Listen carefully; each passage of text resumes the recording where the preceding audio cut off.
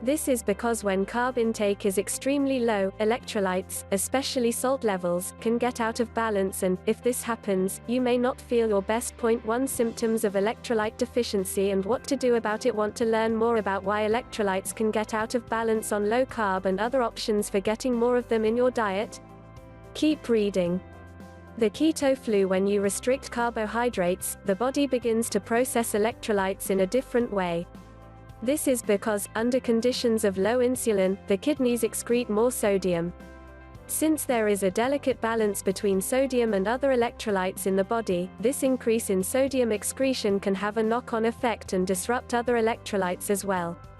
In some cases, this leads to symptoms that are sometimes described as the keto flu. The symptoms are usually temporary, but they may continue indefinitely if your electrolytes continue to stay out of balance. 2. The main electrolytes affected by this process are sodium, potassium and magnesium.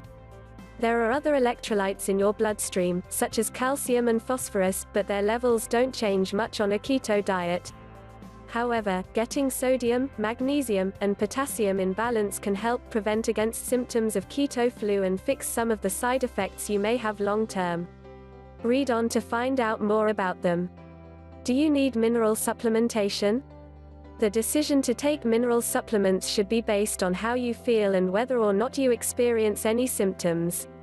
If you already feel good on a keto diet, the chances are you do not need to worry about electrolytes, although you may feel you want to try out increasing your intake of them to see if you feel even better. Bear in mind that if you engage in endurance exercise or any type of rigorous physical activity, you may find it difficult to get enough electrolytes solely from food, and you may choose to take supplements for performance reasons. Here are the daily mineral needs for people who follow a keto lifestyle, the best keto-friendly food sources, and supplement recommendations for those who can't meet the needs through diet alone. Sodium. According to many health organizations, most people should cut back on sodium in order to prevent high blood pressure and other health problems. 3 On high-carb diets, this might be true. However, on a keto diet, your sodium needs may actually increase, due to increased losses via the kidneys. Furthermore, the population-wide advice to cut salt is seriously questioned today. At least 6 recent studies have showed no clear benefit or possibly even an increased mortality with lower salt intakes. 4 It seems like an intake below about 5 grams of sodium per day may lead to a shorter average life. Reasons for possible deficiency: when carb intake is dramatically reduced, blood insulin levels decrease and there is an increase in the amount of sodium the body loses. 5 If sodium isn't replaced, you may experience a variety of symptoms. Symptoms: fatigue, weakness, headaches, difficulty concentrating. 6 Daily need: 3 to 7 grams of sodium, 7 to 17 grams of salt, i.e. 1 to 3 teaspoons. Note that salt and sodium are not quite same thing when you calculate your daily intake. Salt contains only 40% sodium, and the remainder is another mineral, chloride. So although you increase your sodium intake by eating more salt, it's important to remember that eating 1 teaspoon, 6 grams, of salt provides you with only 2.4 grams of actual sodium. Add salt to your diet. Most people get at least 2 grams of sodium from the foods they eat. You can add a teaspoon of salt to a liter of water and drink it over the course of the day. Remember that 1 teaspoon of salt provides around 2.4 grams of sodium. Another strategy is to drink broth or bouillon, which contains about 1 gram of sodium per cup. If you do physical exercise, adding sodium prior to a workout may improve your performance. In their book The Art and Science of Low Carb Performance 7, Drs.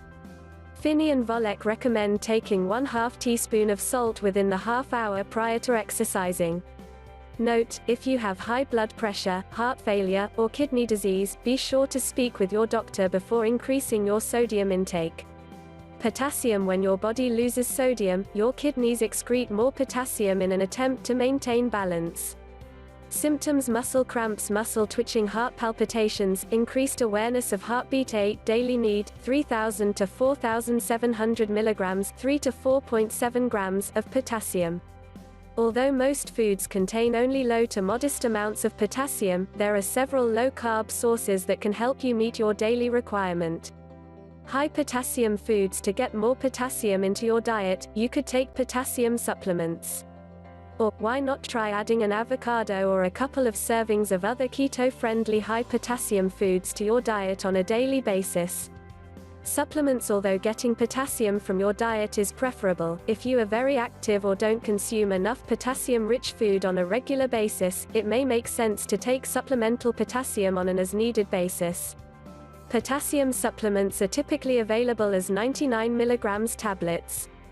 This is because your blood potassium levels need to remain within a narrow range, and taking too much in concentrated form can be dangerous, especially for those who take certain medications. Note that although the front label on a potassium supplement may list 595 mg as the dosage, each tablet only contains 99 mg of pure potassium, which can be verified on the detailed supplement facts label on the back of the container. Taking up to 1000 mg of supplemental potassium per day should be safe for most people who aren't able to meet their needs through food alone. Recommended supplements. If you do decide to take potassium supplements, here are some good options on Amazon. 9. Now potassium supplements greater than. Solari potassium supplements greater than. Note, if you have high blood pressure, heart disease, kidney disease, or are taking medications for any other condition, be sure to speak with your doctor before you take a potassium supplement. Magnesium. Unlike sodium and potassium, magnesium needs aren't necessarily increased on a keto diet. However, although magnesium is found in a wide variety of foods, many people don't get enough magnesium from diet alone. Symptoms: muscle twitching or cramping at night or after exercising. Although muscle cramps can also occur with inadequate potassium, sodium, or fluid intake, getting too little magnesium is also a very common cause. Daily need: 400 mg magnesium. High magnesium foods. Most foods only contain small amounts of magnesium, but there are a few good sources that can be included on a keto diet. What's more, many of them are high in potassium as well. Eating Swiss chard and other cooked greens on a regular basis is a great strategy that can help you meet your magnesium needs. Supplements. Taking up to 400 mg of magnesium in supplement form is safe for most people with healthy kidneys. Some forms of magnesium can cause digestive issues, however, especially when taken